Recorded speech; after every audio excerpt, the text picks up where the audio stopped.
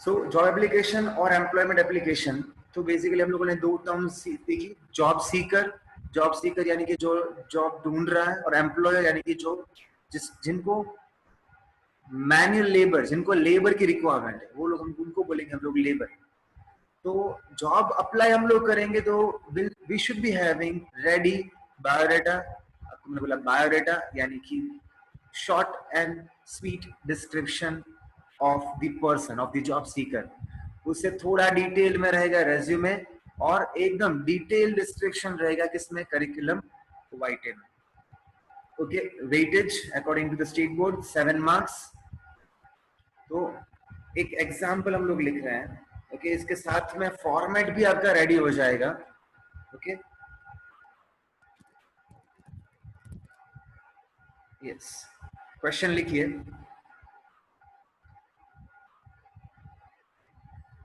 Question number 1, write an application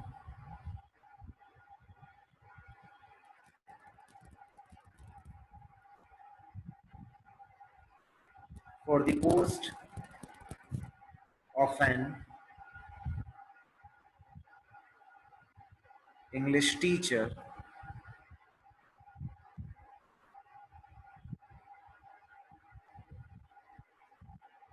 in reply to an advertisement। साथ में लिखते जाना प्लीज, इसलिए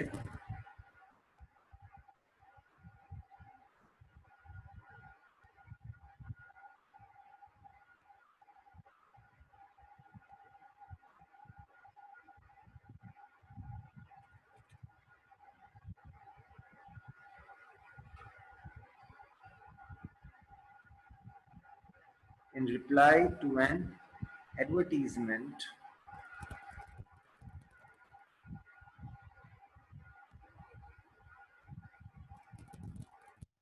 in a newspaper, full stop, apply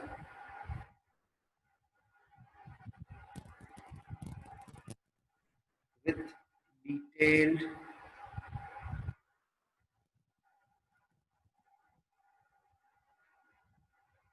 biodata, apply with detailed biodata।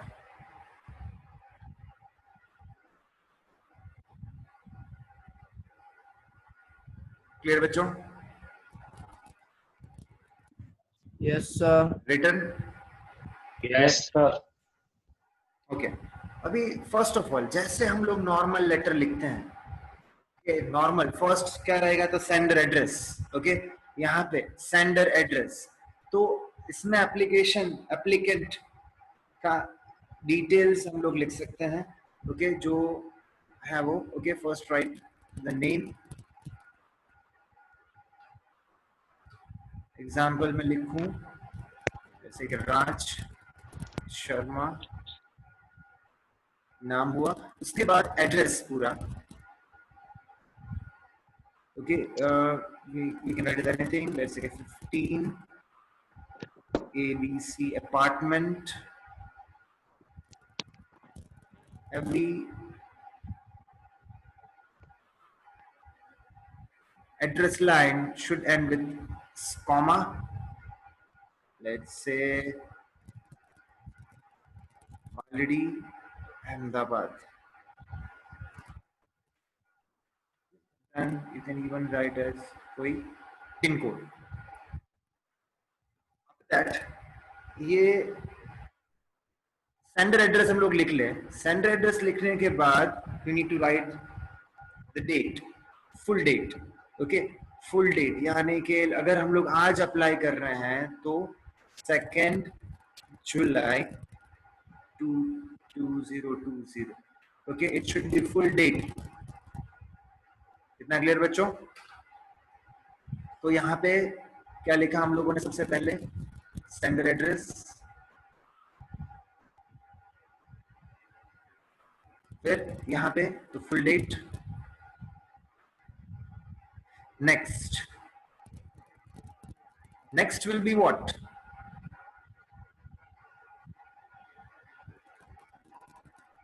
Recipient details यानी कि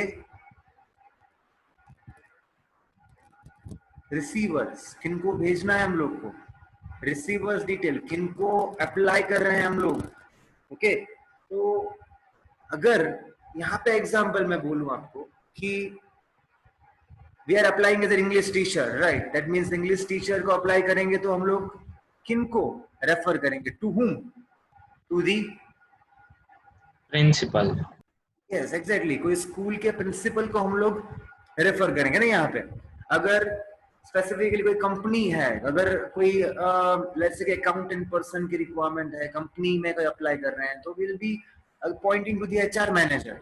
तो यहाँ पे कैसा रहेगा, तो रेसिपिएंट डिटेल में सबसे पहले जो whom वी आर पॉइंटिंग, तो यहाँ पे एक्चुअली कोई स्कूल से हम लोग कांटेक्ट कर रहे हैं। ओके, तो यहाँ पे रहेगा दी प्रिंसिपल।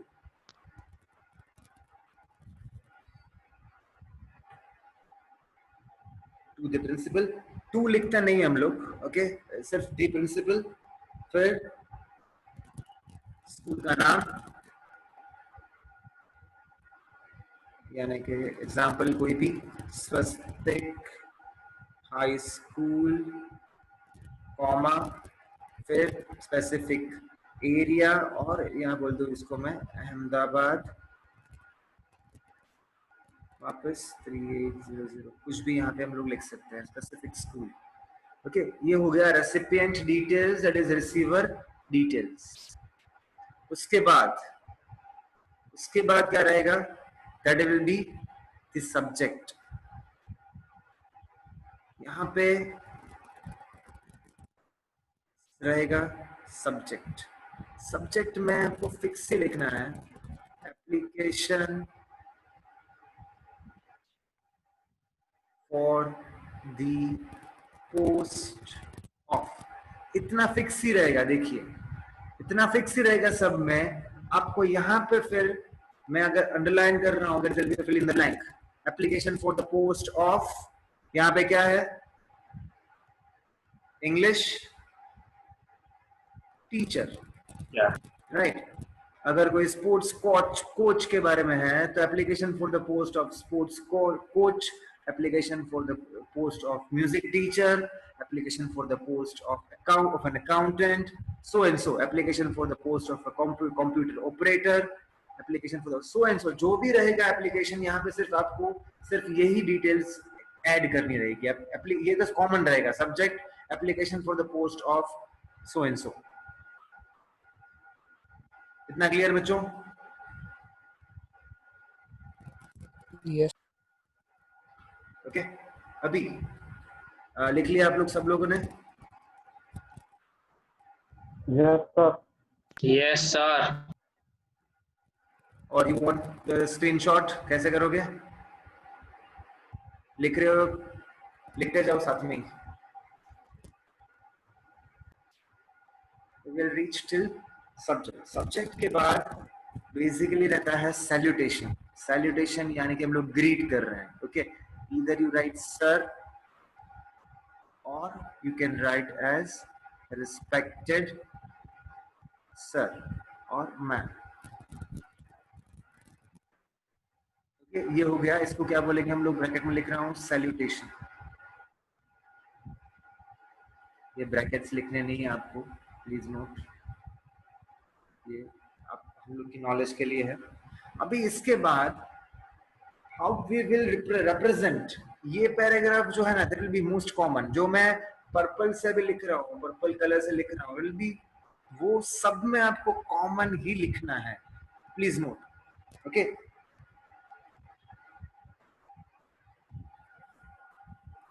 मैं लिख रहा हूँ, प्लीज लिखते रहना साथ में। No paragraph system, directly with the next line, with reference to your advertisement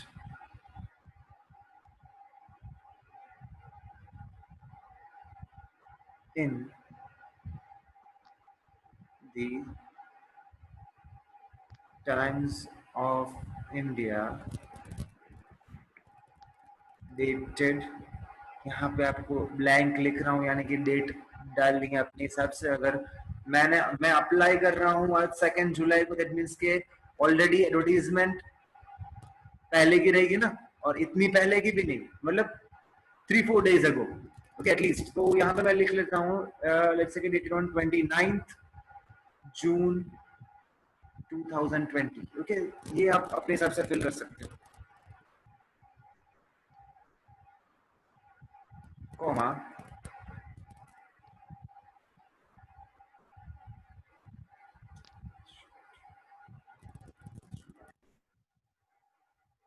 okay. आज के दिन में अप्लाई कर रहे हैं तो यहाँ की डेट, एडवर्टीजमेंट की डेट 3-4 days पहले की आप कुछ भी लिख सकते हो, ओके। 29th जून 2020, फिर comma I take this opportunity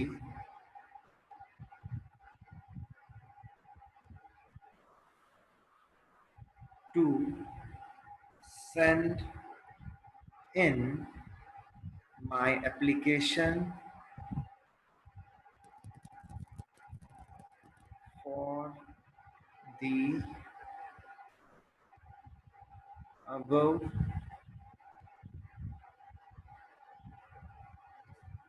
mentioned post.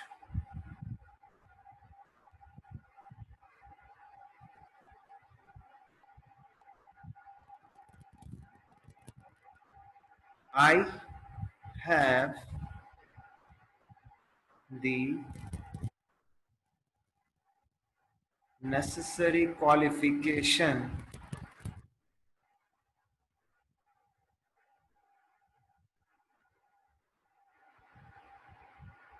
and experience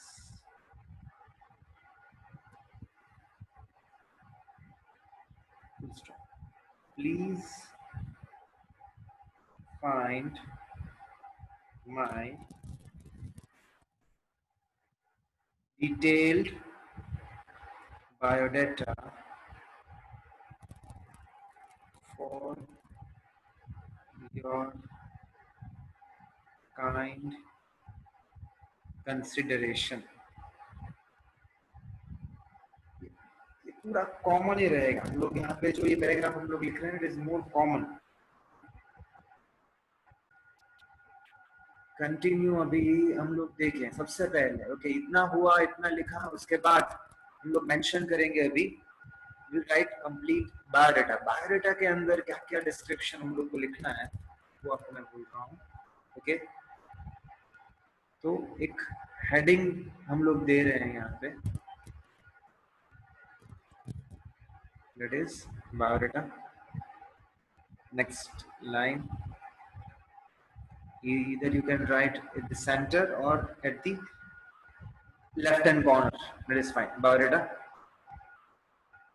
अभी बायोडाटा के अंदर सबसे पहले क्या लिखोगे आप? Personal information. Personal information, okay personal information. तो अभी what you can do, you can bifurcate certain things. अगर आपको पता है कि ये डिटेल्स, ये सभी डिटेल्स यहाँ पे, तो मैं एक हेडिंग डाल देता हूँ यहाँ पे, पर्सनल इंफॉर्मेशन।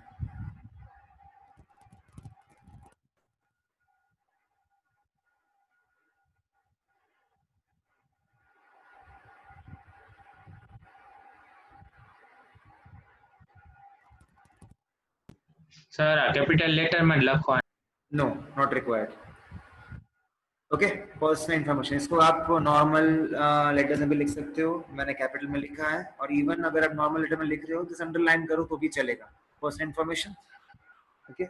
इसके बाद आप लिखोगे नेम। अब यहाँ पे क्या करो, आप प्रॉपर्ली एक प्रेजेंटेशन के लिए थोड़ी स्पेस करके यहाँ पे एक कोलन कीजिए। पहले तो आपको मैं बता दूं, ये बहुत सालों से लोग करते हैं ऐसी साइन, आई डोंट नो कौन सा सिंबल है, even I also don't know, लेकिन बहुत लोग ऐसे करते हैं, आपको पता रहेगा ऐसे करते हैं लोग,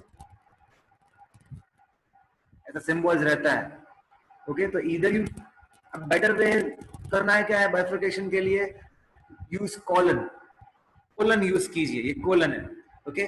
फर्स्ट ऑफ ऑल यहाँ पे नेम, तो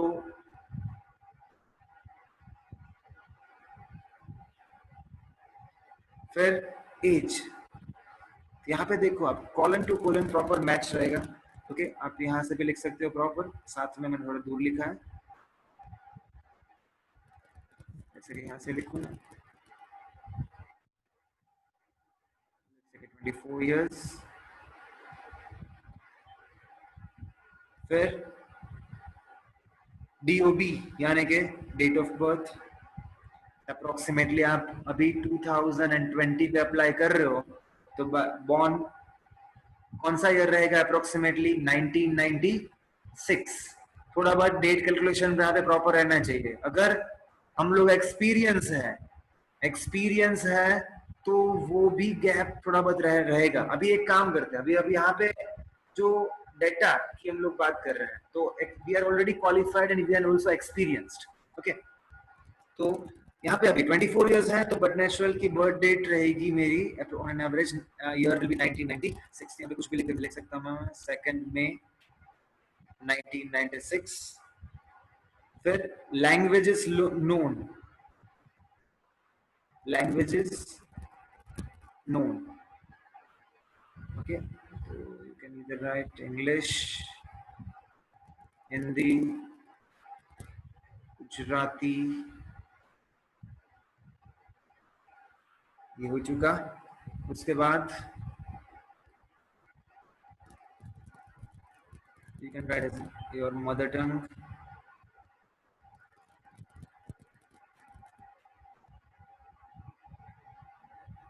ये भी आप अपने हिसाब से लिख सकते हो। तो दैट नेशनलिटी,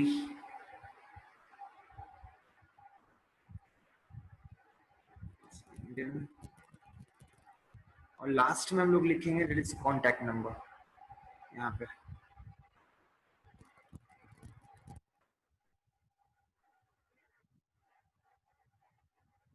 प्रॉपर 8-10 डिजिट्स का कॉन्टैक्ट नंबर। ओके, ये हो चुका फर्स्ट स्टेप बायोडाटा का। तो मोस्ट कॉमन जो खुद की पर्सनल डिटेल्स रहती है, इवन आप हॉबीज भी इसमें इंक्लूड कर सकते हो। ओके, एक पार्ट वो भी है। और इसके बाद what will write after personal details, next will be Educational information. educational, yes, educational qualification।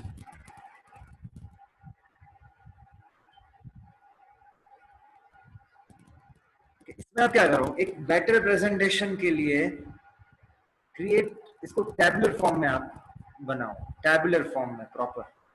Tabular form में आप बनाओगे तो फर्स्ट ऑफ ऑल कितने कॉलम्स बनाओगे, और वो कॉलम्स कौन कौन से रहेंगे वो आपको मैं बोल रहा हूँ। पहले तो हम लोग बनाएंगे मोस्ट कॉमन 4 कॉलम्स है। Me create this 4 columns, first, second,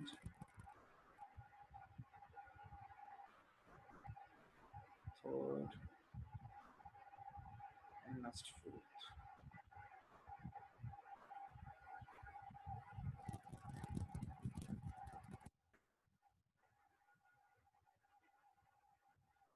इसको प्रॉपर टैबुलर फॉर्म में बनाना।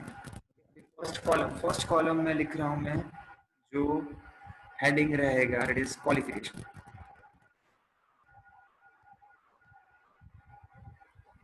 सेकंड रहेगा एक तो या तो इंस्टीट्यूशन और बोर्ड, नेक्स्ट रहेगा ईयर, और नेक्स्ट रहेगा स्कोर यानी कि मार्क्स इन परसेंटेज। इतने बेसिक्स कॉलम्स रेडी रहेंगे। अभी यहाँ पे आपको सब में डिफरेंस मिल जाएगा, depends upon the how which post you are applying. हम लोग अप्लाई कर रहे हैं English as an English teacher, तो बेसिक क्वालिफिकेशन क्या रहनी चाहिए पता है?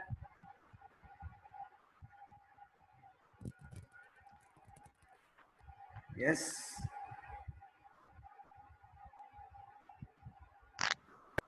B.Ed. एग्जैक्टली बी एड और एम एड यानी मास्टर्स ऑफ एजुकेशन और बी एड यानी कि bachelors of education. Okay, B Ed भी चलेगा। ओके, जैसे कि मैं बी एड लिख रहा हूँ यहाँ पे B Ed bachelor in education. यहाँ पे यूनिवर्सिटी, जैसे कि मैं यहाँ पे लिखता हूँ गुजरात यूनिवर्सिटी। ईयर यहाँ से सबसे लास्ट में मैंने किया है, इसको मैं पहले लिख रहा हूँ। Descending order of the degree, that is more convenient. जैसे कि मैंने कंप्लीट किया है 2018 में। Okay, with so and so percent, let's say 85%। उसके बाद बीएड मैंने किया, लेट्स से कि उसके बाद मैंने किया BA. What is BA? Bachelor in arts. वो भी मैंने गुजरात यूनिवर्सिटी से किया, वो मैं लिख रहा हूँ यहाँ पे गुजरात यूनिवर्सिटी। जैसे कि अभी बीएड के 2 इयर्स रहते हैं, तो ये मैंने कंप्लीट कभी किया रहेगा? 16। ओके, 2016। क्लियर हो रहा है सबको ये? इसके परसेंटेज अभी बैचलर्स के लिए 3 साल लगते हैं, तो मेरा 12th स्टैंडर्ड मैंने कभी क्लियर किया रहेगा? 2013 एग्जैक्टली। ओके, इसको हम लोग बोल सकते हैं Gujarat board. So and so percentage. सबसे लास्ट तक आपको मैंने बोला था कि जॉब एप्लीकेशन के टाइम आपको 10th और 12th के मार्क्स मेंशन किए जाएंगे। ओके, तो सेम गुजरात बोर्ड। और ये कभी रहेगा? 2011। Okay, so and so percentage. Okay, तो इस तरह से आपको ये एजुकेशन क्वालिफिकेशन का टैबुलर फॉर्म में क्रिएट करना है। इवन आप ये तो मैंने bachelors of B Ed bachelor in education दिया, इवन इसके बाद एमएड भी हो सकता है, अगेन +2 इयर्स। तो उस तरह से आप कर सकते हो। ओके, आप 12th कंप्लीट करने के बाद ये bachelor degree will be of 3 years.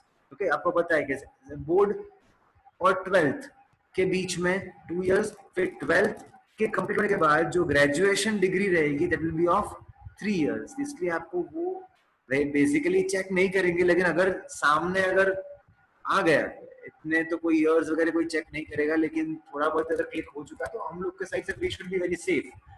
तो आपको इयर्स भी प्रॉपर फॉर्मेशन से लिखना है कि भाई हाँ चलो ये हाँ बीए कंप्लीट किया है 2016 में, उसके बाद अगेन 2 साल के बाद मैंने कंप्लीट किया है B Ed, that is bachelor in education in 2018। And अभी 2020 मैं अप्लाई कर रहा हूँ, तो बीच में वो 1-2 साल किधर था मैं?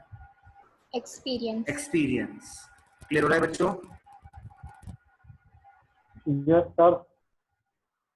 ग्रेट। तो ये हो गया हम लोग का एजुकेशनल क्वालिफिकेशन। ओके, इसके बाद apart from educational qualification, okay, you can even mention, ये मैंने एजुकेशनल क्वालिफिकेशन लिखा, you can even include, third में क्लिक कर रहा हूँ, लिख रहा हूँ, that is other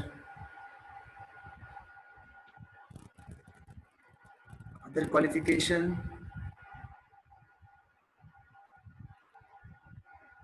if any, अगर है तो लिखना है, ये इट्स नॉट कंपलसरी। अगर एक्स्ट्रा क्वालिफिकेशन है तो आप लिख सकते हो। ओके, इसको आपको मैं एग्जांपल में बोलूं, लेट्स से कि a, you can even write this working knowledge of computers. इतना भी मस्त है ना सब में, नॉलेज कंप्यूटर्स की बेसिक नॉलेज तो सब लोग डिमांड करते ही हैं, तो ये है मेरे पास। फिर आप अदर क्वालिफिकेशन में basically you can right extra को करिकुलर एक्टिविटीज भी, आपने कोई स्कूल के दौरान कोई state level national level championship में इवन कुछ कोई विन हुए हो, आप सर्टिफाइड है, आप पार्टिसिपेट किया है, तो you can even mention that कि आपने कोई इंटर स्कूल कंपटीशन है, इंटर स्टेट कंपटीशन है, नेशनल लेवल कंपटीशन आपने पार्टिसिपेट करी है, या इधर you have von. You can include all these things in this other qualification, because sports level के भी 5% रहते हैं। You won't believe, sports में अगर आप आगे हो तो वाले के हिसाब से 5% वेरिएशन, अगर स्पोर्ट्स लेवल पे आप आगे जा रहे हो तो आपके मेरिट में +5% will be increased due to your sports activities, उसके भी इंपॉर्टेंस रहते हैं। यहाँ पे मैं बात करूँ सिंपल कि participated in national level basketball competition.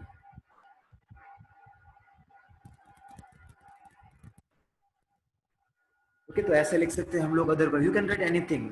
Okay, other qualification, अगर कोई एक्स्ट्रा आपने अपार्ट फ्रॉम दैट आपने कोई डिग्रीज वगैरह ली है, apart from the basic degrees कोई सर्टिफाइड कोर्सेज वगैरह किए हैं, टैली का कोर्स, यहाँ पे अगर हम लोग अकाउंटेंट के लिए जा रहे हैं तो एक्स्ट्रा में हम लोग ने टैली का कोर्स किया है तो you can include this to.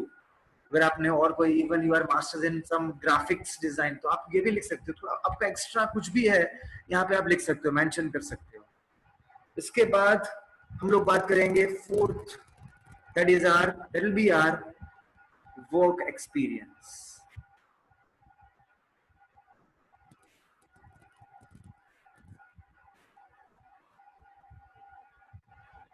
Work experience,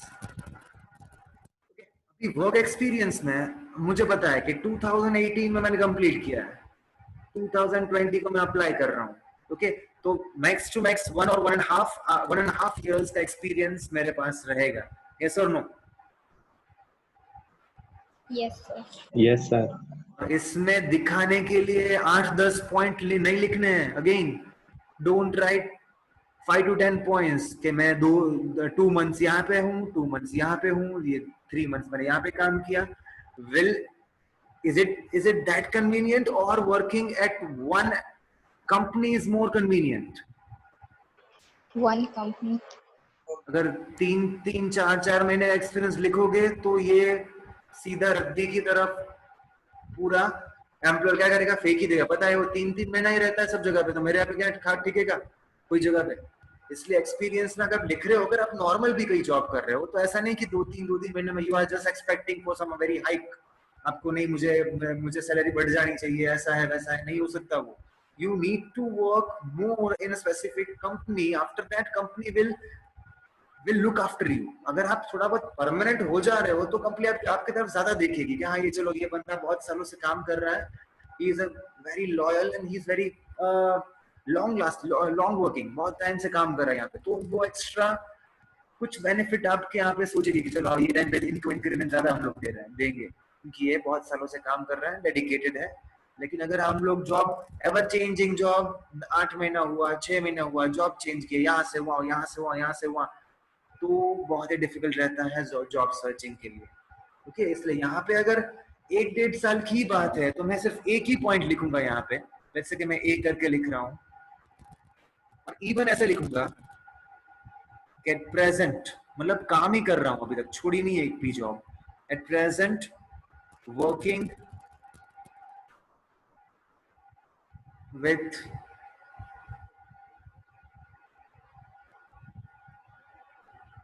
example Akash international school as which teacher? Maths teacher? English. Teacher. तो ये भी आपको देखना है, अगर वहां पे और कुछ करवा रहे हो, यहाँ पे और कुछ डिमांड कर रहे हो, तो वो भी सोचेंगे। इसलिए कुछ ये सब पॉइंट्स बेसिकली एम्प्लॉयर देखता है कि एक्चुअली वहां पे क्या कर रहा है अभी ये बंदा। तो ये बंदा अभी यहाँ पे एक्चुअली करंटली 1.5 साल से जब भी कंप्लीट एजुकेशन कंप्लीट करने के बाद इज डायरेक्टली कनेक्टेड। यहाँ पे आप even you can right specific month कि आपने कब ज्वाइन किया, it's not that much compulsory, लेकिन आप यहाँ पे भी लिख सकते हो कि अभी तक मैंने at present working with Aakash international school as English teacher since 1.5 year, ये आप इंक्लूड कर सकते हो। दैट मीन्स ये फिक्स हुआ कि एजुकेशन लेने के बाद डायरेक्टली यहाँ पे काम कर रहे हैं और 1.5 year से यहाँ पे काम कर रहा है ये बंदा। That is fine, work experience complete हो चुका। अभी नेक्स्ट, यस बोलो। फ्रेशर होई तो वर्क एक्सपीरियंस ना आवे। फ्रेशर रहेंगे तो वर्क एक्सपीरियंस नहीं रहेगा, ये पॉइंट नहीं रहेगा। अगर फ्रेशर अप्लाई कर रहे हैं हम लोग तो वर्क एक्सपीरियंस नहीं रहेगा, यस डेफिनेटली ये पॉइंट नहीं रहेगा, इसलिए मैं ब्रैकेट में लिख रहा हूं फॉर ओनली फ्रेशर्स। लिखना नहीं है कुछ भी ब्रैकेट में, जो मैं ब्रैकेट्स लिख रहा हूं वो, लेकिन ये पॉइंट आपको लिखना है तभी जब भी आप एक्सपीरियंस और ओनली एक्सपीरियंस्ड, आपके पास एक्सपीरियंस है तभी ही आपको ये वर्क एक्सपीरियंस मेंशन करना है, एल्स नॉट। नेक्स्ट पॉइंट, सीधा एक क्वेश्चन यहां पे आएगा, ये बहुत ही बड़ा, वैसे छोटा लेकिन बहुत मायने रखता है ये क्वेश्चन।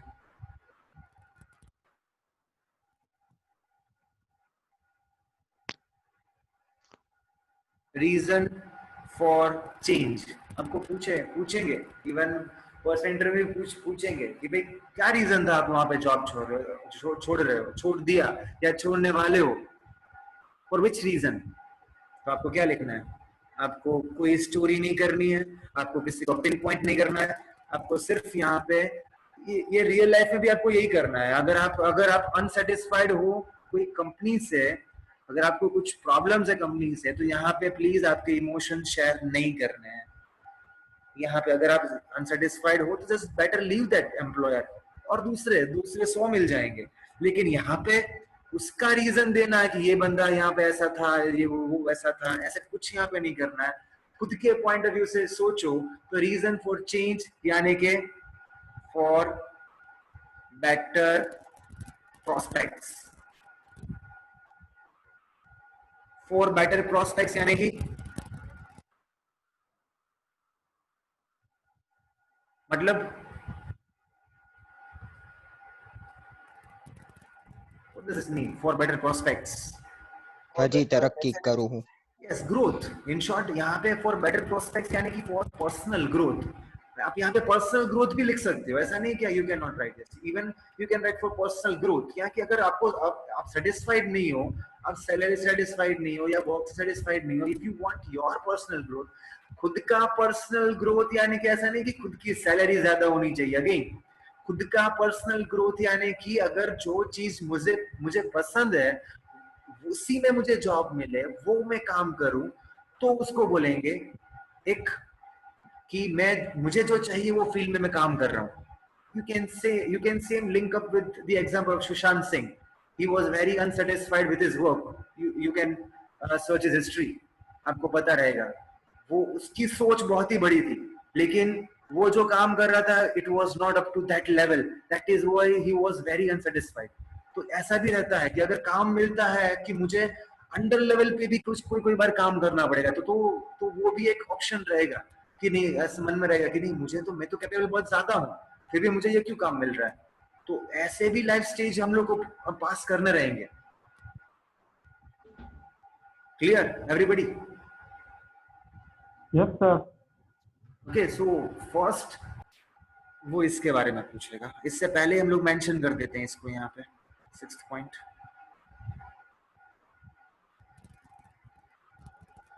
सैलरी। ओके, तो यहाँ पे सिंपल लिखेंगे एज पर नॉर्म्स। नॉर्म्स यानी के रूल्स, मतलब नॉर्मल जो चलता है। अगर मैं स्कूल की बात करूं, कोई इंडस्ट्री की बात करूं, कोई सेक्टर, कोई भी सेक्टर की बात करूं, वहां पे बेसिकली जो नॉर्म्स हैं, जो रूल्स हैं, यानी कि ये क्वालिफाइड पर्सन को इतने मिलने चाहिए। स्कूल है तो इतने क्वालिफाइड पर्सन, इतने एक्सपीरियंस पर्सन को इतने मिलने चाहिए, उतने मुझे चाहिए। समझ रहे हो? सैलरी यहाँ पे लिखना नहीं है 40,000 50,000 per month, 1 lakh per month, ऐसा कुछ लिखना नहीं है यहाँ पे। समझ में आ रहा है बच्चों? Yes sir. Yes sir. Okay, salary. Next is 7, ये अगेन मेन पॉइंट है, दैट इज रेफरेंसेस। रेफरेंसेस यानी कि क्या, यहाँ पे आप यू कैन राइट 2 रेफरेंस, यानी कि ऐसे लोग जो आपको पहचानते हैं। पहचानने वाले ऐसे नहीं कि ब्लड रिलेशंस के आप नाम लिखो, भाई बहन के, फादर मदर के। रेफरेंसेस यानी कि जो एक्सटर्नल है, लीविंग योर ब्लड रिलेशंस के अलावा आपको कौन पहचानता है, इसका एग्जांपल मैं अब दूं कि अगर हम लोग काम कर रहे हैं आकाश इंटरनेशनल स्कूल में तो उसके प्रिंसिपल्स पहचानते रहेंगे। अगर हम लोगों ने बीएड किया वहां के प्रिंसिपल हम लोग को पहचानते रहेंगे। बीए कंप्लीट किया है वो कॉलेज के प्रिंसिपल हम लोग को पहचानते रहेंगे, मतलब सो एंड सो कोई टीचर पहचानते रहेंगे, हम लोग के कोई गुरु रहेंगे। तो ऐसे कोई पर्सन्स के जो हम लोग को पहचानते हैं और those who can give our reference. मतलब रेफरेंस का मीनिंग क्या है, companies will call them if required. Companies हम लोग को पहचानती नहीं है। ओके, कौन से मितेश,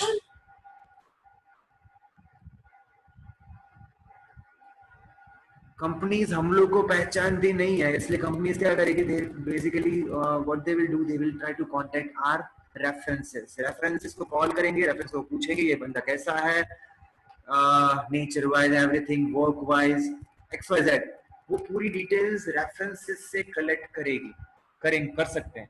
करेंगे ना करेंगे वो उनके ऊपर है, लेकिन हम लोग की रिस्पॉन्सिबिलिटी है कि हम लोग रेफरेंसेस प्रोवाइड करें। अब रेफरेंसेस कैसे रहेंगे, अगर हम लोग को 2 रेफरेंसेस देने हैं, जैसे कि मैं पहला लिख रहा हूँ, जैसे कि डॉक्टर KR नायडू, कौन है, तो प्रोफेसर। यहाँ पे देखिए पहले मैंने नाम लिखा, उसके बाद मैंने पोस्ट लिखी, मतलब क्या है, प्रोफेसर KY कॉलेज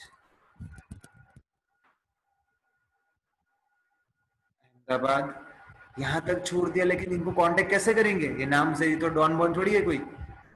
ओके, तो यहाँ पे लास्ट में क्या चाहिए मुझे, उनका contact number. Okay, contact number उनका कुछ भी लिख दो, यहाँ पे प्रॉब्लम नहीं है, कांटेक्ट नंबर इनका चाहिए। ये फर्स्ट कांटेक्ट हुआ, फर्स्ट रेफरेंस हुआ। ऐसे ही कोई दूसरा, ओके, लेट्स से के अगेन प्रोफेसर MR सिन्हा, हम लोगों ने जैसे कि बीएड जो कॉलेज से किया उसके कोई प्रिंसिपल, अगर आकाश इंटरनेशनल स्कूल के प्रिंसिपल के रेफरेंस में तो भी चलेगा। ओके, कोई भी ABC कॉलेज, अगेन अहमदाबाद, और again there mobile numbers. Okay, तो 2 रेफरेंसेस हम लोगों ने यहाँ पे क्रिएट किए। इतना क्लियर बच्चों सबको? हिरवा माइट बी कदाच फोन बंद થઈ જશે, બેટરી ફૂલ हो છે એટલે કદાચ બંધ થઈ જાય તો વેઇટ કરજો। હા સર, બરોબર છે, એક બાજુ ફોન હિરવાન ચાલુ હોય। ઓકે ફાઇન, અભી નેક્સ્ટ એક લાસ્ટ પેરેગ્રાફ, ઓલમોસ્ટ બધું કમ્પ્લીટ થઈ ગયું છે આપણું। હવે biodata is very complete. Last paragraph જે આપણે લખશું, હજી લખું છું, આ પણ સેમ જેવું લખું છું એ લખવાનું છે। I hope लगता है जो the above information is as per your requirement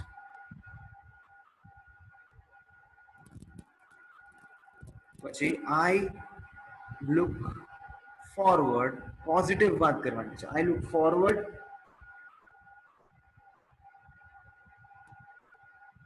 to being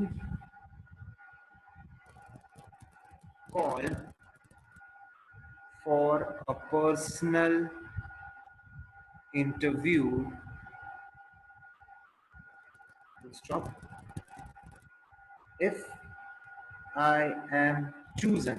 इनको हम लोग एश्योरेंस दे रहे हैं, अगर मैं चूज हो रहा हूं, I assure you, I assure of my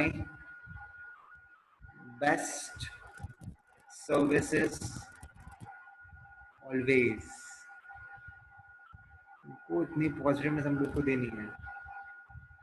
फिर उसके बाद ये तो हम लोगों ने बायोडाटा लिखा, तो हम लोग उसके साथ we need to enclose with photo copies. Okay, तो यहाँ पे लिख रहा हूं मैं, enclosed also find photocopies of my certificates for your kind reference.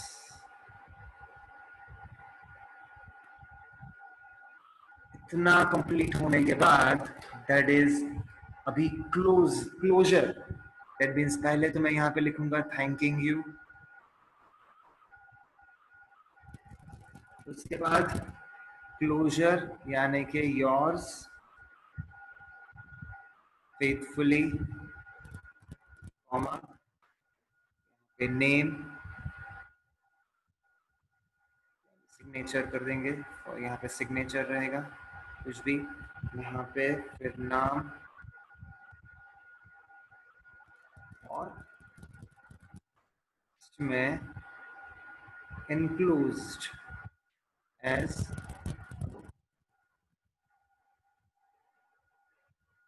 that's it.